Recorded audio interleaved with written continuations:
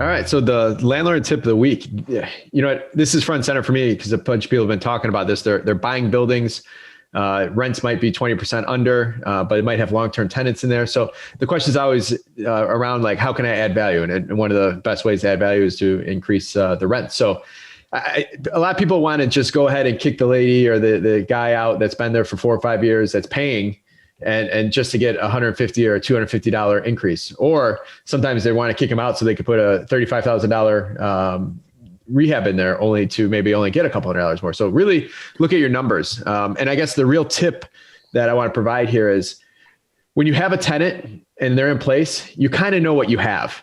And when you go find a new tenant, yes, you could screen the heck out of them in every which way and different metrics, but there's always still a gamble. Now, I didn't say risk, I said gamble, because risk you can usually measure. The gamble is, if you have a tenant that checked out 800 credit scores, 6-figure incomes, but they move in and they're just a little crazy. And, they're everything, you thought your place is perfect, but they're finding everything everything wrong with the place that might not even be relevant, but you have to still deal with that. So sometimes when you get a new tenant, it's just a gamble. And so I always kind of take that consideration of, what you have now and kind of truly measure your numbers of what you get by moving a tenant out that is paying. And especially these times now, your risk or your gamble of somebody moving in and circumstances changing based on everything crazy that's going on in this world, it's even higher of a risk / gamble. So. Yeah, and measure and quantify that turnover cost too.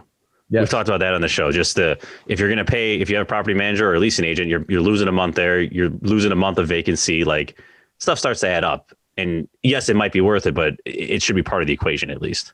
Yeah, a lot of people forget the soft numbers when they're doing the turnover. The days it's not rented, the insurance, the taxes, the utilities, especially in the winter. You're gonna, no matter what, you're not gonna get away with if you have a place vacant for a month in the winter here in Chicago, you're gonna have a $150 gas bill no matter what. Accounting for that, if you got a commission to pay another agent, if someone's leasing to, those turnover, even if the actual repairs are very low, the turnover costs still add up to be thousands of dollars every time.